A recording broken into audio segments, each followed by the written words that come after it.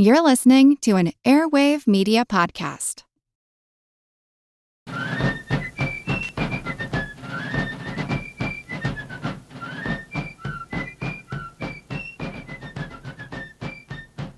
Hello, and thank you for joining the American Revolution.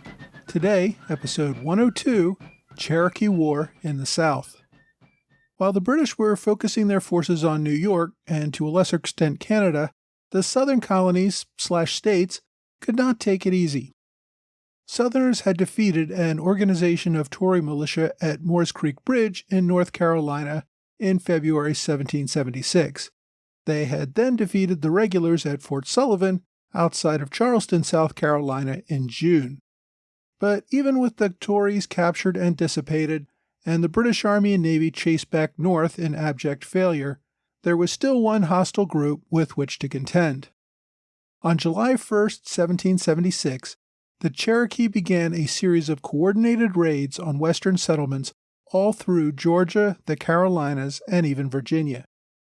Patriots accused the area's British agent, John Stuart, for encouraging the Cherokee to go to war.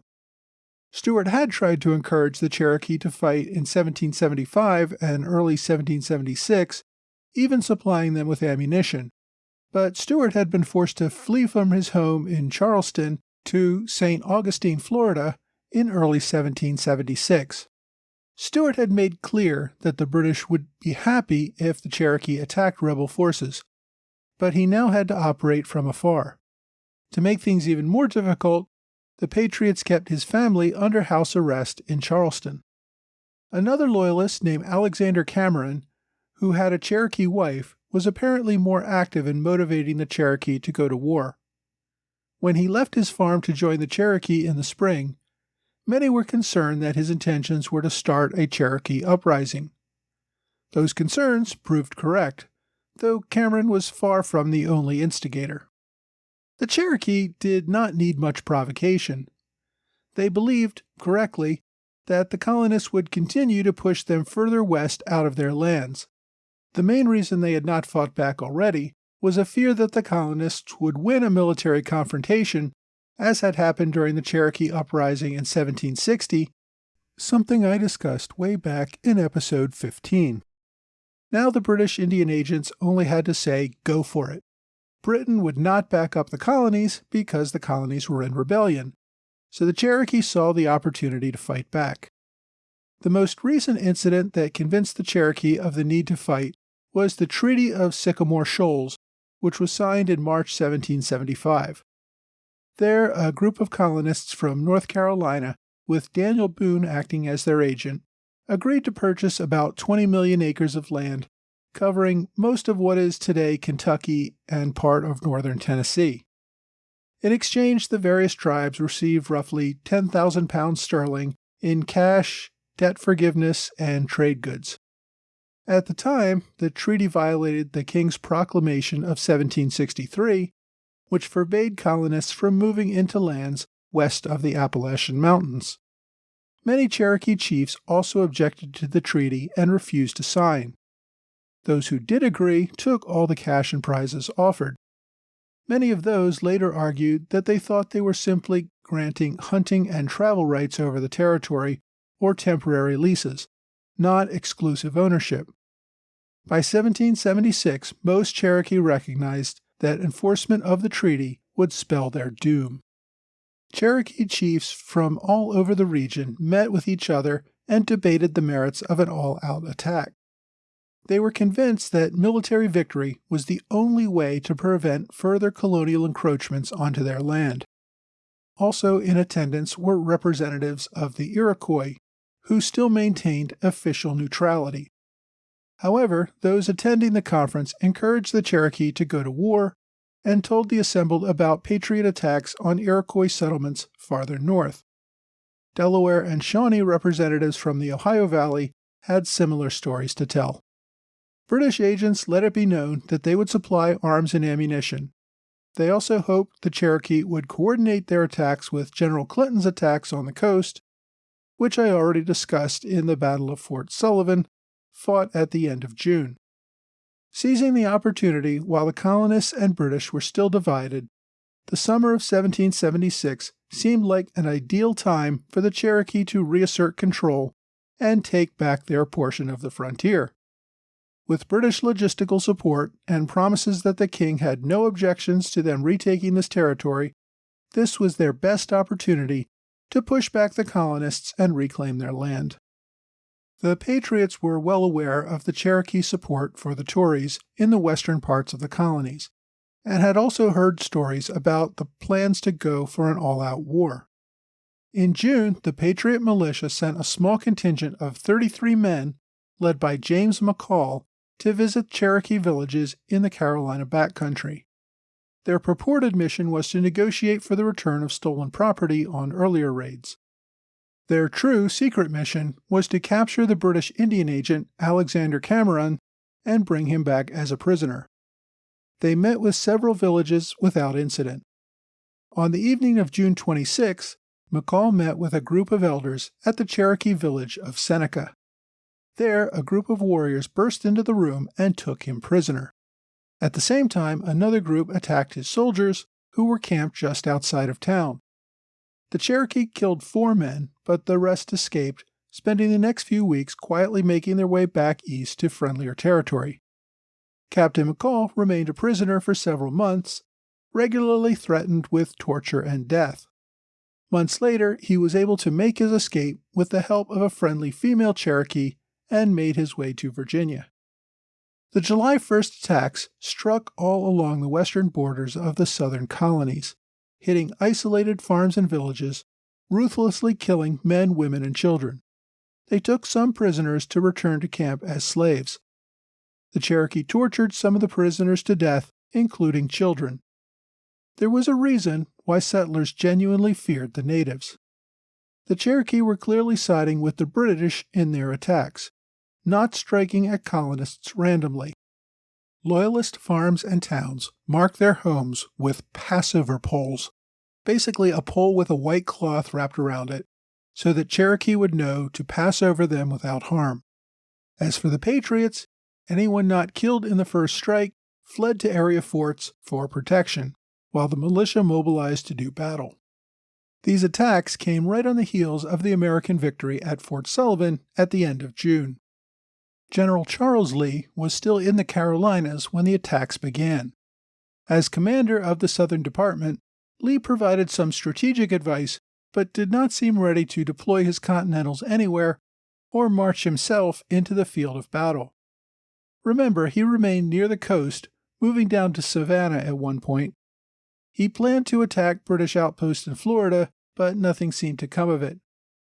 Militia did most of the fighting along the frontier, and Lee did not seem to bother himself with that. Instead, Lee spent much of his time writing letters to Washington in New York and Congress in Philadelphia. During this time, he seemed deeply concerned of rumors that a British general might join the Continental cause and be placed ahead of him in the command structure. He also wrote to the French governor of Haiti asking for arms and ammunition, though it does not appear he got very far with that either. Most of the fighting consisted of short hit-and-run raids rather than major campaigns that would need a strategic commander. As a result, Lee accomplished rather little. Inland, though, fighting broke out all over. Now, it's going to be impossible to discuss every little raid or massacre that took place over the summer without making this a 20-part episode, so I'm going to try to cover a few of the larger events only. While there were few colonists living as far west as present-day Tennessee and Kentucky, those few who were there, deep inside Cherokee territory, found themselves surrounded by hostile warriors. Although I guess I need to start calling the colonists Americans, since after July 4th, the people living in the South consider themselves living in states independent of Britain. One of the chiefs who had opposed the Treaty of Sycamore Shoals and who had walked out of the signing was a man named Dragging Canoe. He became a leading warrior in the Cherokee raids. On July 20th, at an area known as Indian Flats in present-day Tennessee, Dragging Canoe sent an advance party forward looking for militia. The militia ambushed the advance party and wounded several. About 150 militia chased the retreating party back to the main body of Cherokee. The two sides fought a pitched battle in which the Cherokee suffered 13 killed and more wounded, including Dragging Canoe. The militia suffered only 4 wounded before the Cherokee broke off the attack and retreated.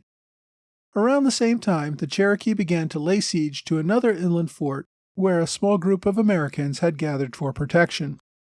A militia force of about 75 defended Fort Watauga, aka Fort Caswell. The Americans discovered the Cherokee before the attack and successfully secured the fort. The Cherokee attacked for about 3 hours, attempting to set fire to the fort wall. One woman fended off such an attack by dumping boiling water over the wall. After the initial attack failed, the Cherokee began to besiege the fort. Following his retreat from Indian Flats, Dragging Canoe joined the siege with his warriors. The Cherokee managed to capture at least 2 defenders who left the fort. They burned one of them at the stake, a teenaged boy.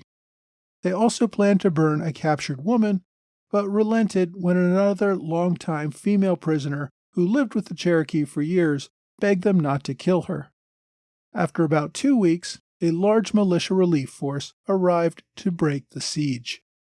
At the same time, in North Carolina, Cherokee raids killed dozens along the Catawba River, resulting in about 120 women and children taking refuge in an area fort commanded by Militia Lieutenant Colonel Charles McDowell. The fort had only about 10 soldiers. The Cherokee had ambushed another contingent of 8 soldiers in nearby Quaker Meadows, killing and scalping 7 of them, while an 8th survived by hiding under a log and returned to tell the tale. The remaining soldiers in what became known as Fort McDowell were able to hold the Cherokee at bay for several weeks until a larger militia relief force arrived. In South Carolina, a number of settlers took refuge at Lindley's Fort. A group of about 150 militia also took shelter there, while awaiting a larger contingent to do battle with the Cherokee.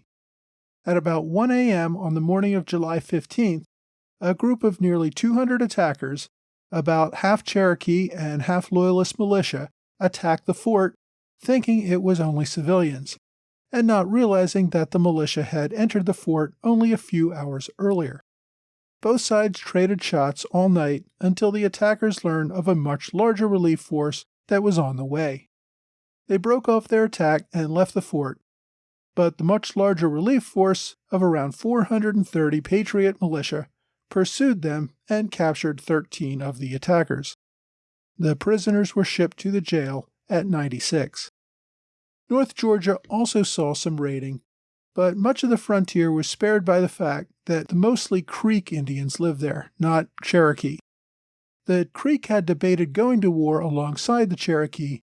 However, the Southern colonies and the Continental Congress had requested the services of George Galphin, a popular trader who had a good relationship with the Creek chiefs. Galphin managed to keep the Creek out of the war and reduce George's exposure to Indian attack. The Patriots, of course, organized themselves quickly to meet the serious Cherokee attack. As I have already alluded to in the relief of several besieged forts, by early August the Patriots had militia brigades in the thousands from Virginia, North Carolina, South Carolina, and Georgia, marching through the backcountry to relieve outposts and protect civilians. The Patriots also had more than protection on their minds. They aimed to push the Cherokee out of the frontier area once and for all. This meant a brutal campaign of burning Cherokee villages, killing men, women, and children, and stealing or destroying all Cherokee crops and food stores, which would inevitably lead to starvation later in the year. One campaign, known as the Rutherford Campaign, was led by Militia General Griffith Rutherford through what is today western North Carolina and eastern Tennessee. Rutherford teamed up with another large brigade from South Carolina. They also had the support of the Catawba Indians, who occupied limited areas on the northern frontier. The combined force burned dozens of Cherokee villages during late summer and early fall. The army fought several pitched battles with Cherokee warriors, including Dragging Canoe. But the militia's superior numbers and better access to arms and ammunition eventually forced the Cherokee to retreat to the west. Another group from Virginia, led by Militia Colonel William Christian, sometimes called Christie, led nearly 2,000 Virginia militia on a rampage over the fall and early winter of 1776, driving the Cherokee out of southern Virginia and northern North Carolina. The fighting, which went on for months, brought out savagery on both sides. Provincial governments paid for Cherokee scalps. Soldiers on both sides made little distinction between combatants and civilians. Fighting was often hand-to-hand, and neither side had much interest in accepting a surrender. You won or you died. Death was usually preferable to either side than being captured. Americans were happy to torture any captured Cherokee as payback for what the Cherokee were doing with American prisoners. By some estimates, the Patriots killed over 2,000 Cherokee out of a population of an estimated 13,000. The Cherokee had only about 3,000 armed warriors, but many of those killed were civilians, including women and children. Patriots burned at least 52 Cherokee towns and innumerable smaller encampments. The Catawba had allied themselves with the Patriots and assisted in attacks on the Cherokee. Only a small number of Creek joined the fight, with most of the Creek opting for neutrality. Even worse, Patriots' scorched earth policy of burning all villages and food stored meant that many Cherokee would go without food or shelter over the winter. The fighting continued through the summer and fall and into the winter.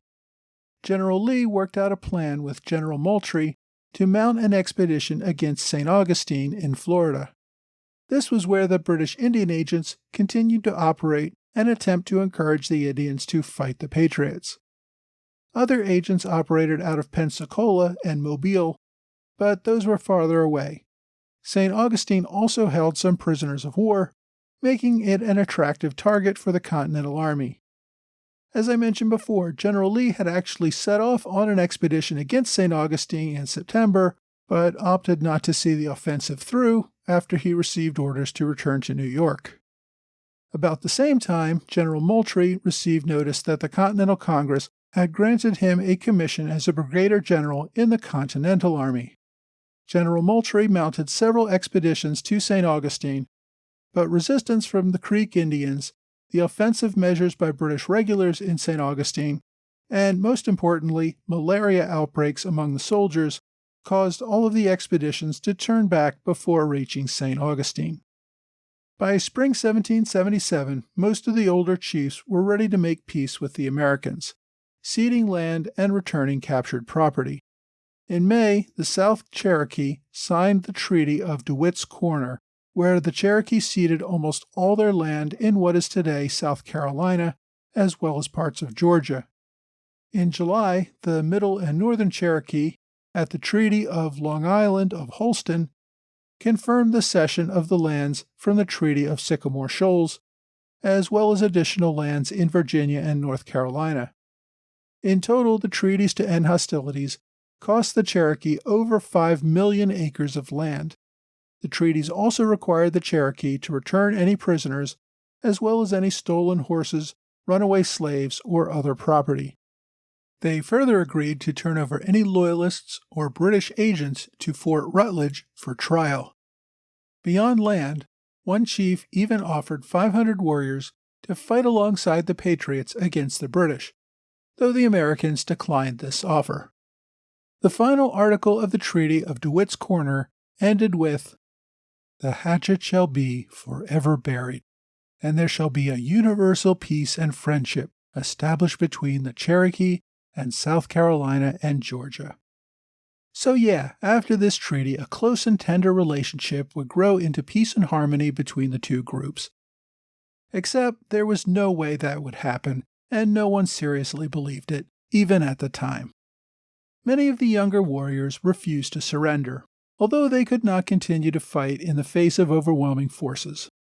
They moved their warriors further west into what is today Middle Tennessee and northern Alabama.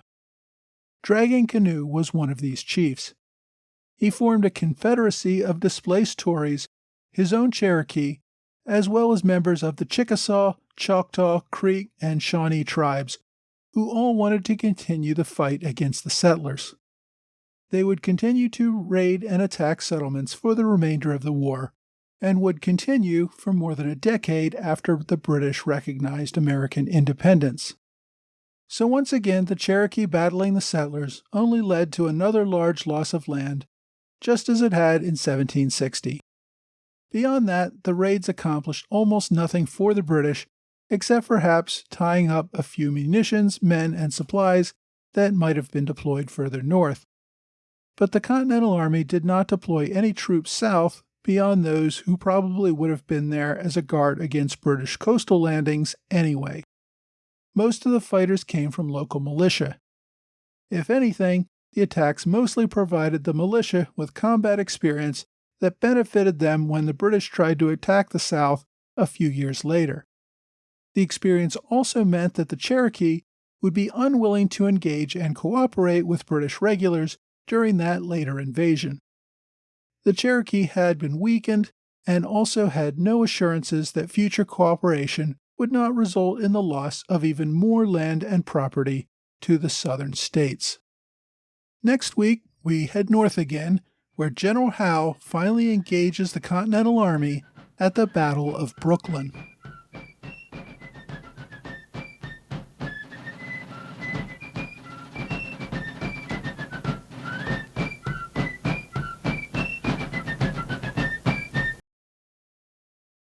Hi, thank you for joining another American Revolution podcast book recommendation. Before I get to that, I want to thank our Robert Morris Circle supporter on Patreon for his continued support. Dave Salvatore releases a short 5-minute podcast every day about an event in the American Revolution on the anniversary of that event. It's called Today in American Revolution History. You can also get a written version of it via email or go listen to the podcast. Go to AmericanRevolutionToday.com for more details. Dave has also been working on a special project related to Fort Billingsport, a small fort on the Delaware River designed to prevent the British from attacking Philadelphia. You can read much more about that project on his website as well. So today's episode covers an entire year-long campaign that took place between Native Americans and Patriots in the South. Fighting with Native Americans, and most fighting in the South before the British launched their major offensive later in the war, tend to get ignored by most histories. I thought about chopping up this story into multiple episodes so that we could approach it as it stretched out over the course of the year and keeping it in line with the other episodes. But I thought it played better as a single episode, so we got a little ahead of ourselves in this story, and of course we'll be going back to mid-1776 next week. The real significance of this event is that it was really a case of poor timing. The Cherokee could have been a great ally for the British if they had coordinated their attacks a little better. Now, of course, these attacks were supposed to have begun in a coordinated attack with the British attack that eventually took place against Fort Sullivan in Charleston Harbor. If the British had succeeded in capturing part of Charleston Harbor at the same time that the Cherokee were attacking the West, it could have become a much greater nightmare for the Patriots. But when General Clinton's attack failed at Fort Sullivan, there was no easy way to call off the Cherokee attacks that had been in the planning for months. So when the British sailed away and left the Cherokee to fight on their own, the Patriots were able to decimate them and force them to move west. If the Cherokee had sat tight and entered the war only after British regulars came to storm the South in larger numbers, they would have been much more effective. That, of course, is easy to see in hindsight, but of course we understood why they acted when they did at the time. Now, there was no one large decisive battle in this campaign. There were dozens, perhaps hundreds of small attacks against settlers and Native Americans. And as I said, it was a pretty brutal fight, with little mercy given on either side. And as was usually the case for Native Americans who went into war with settlers, the result was defeat and cession of more land. From the Native American perspective, this is really a pretty depressing pattern. If you want to read more about this campaign, I recommend the book A Demand of Blood, The Cherokee War of 1776 by Nadia Dean. At around 400 pages, the book gives a pretty thorough account of events, at least to the extent we have records. There seems to be some criticism of the book by Native Americans. However, their criticisms seem to be more about the perspective than the facts themselves. The book was first published in 2012. The author, Dean, appears to be primarily a reporter and photographer. I think this is her only published book. She's also produced a movie about Alexander Cameron, the Indian agent who was working for the British during these events.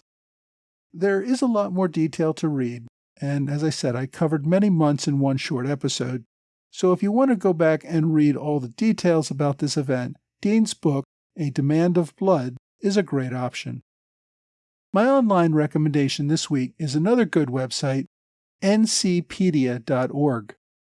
This is a site run by the North Carolina Library System.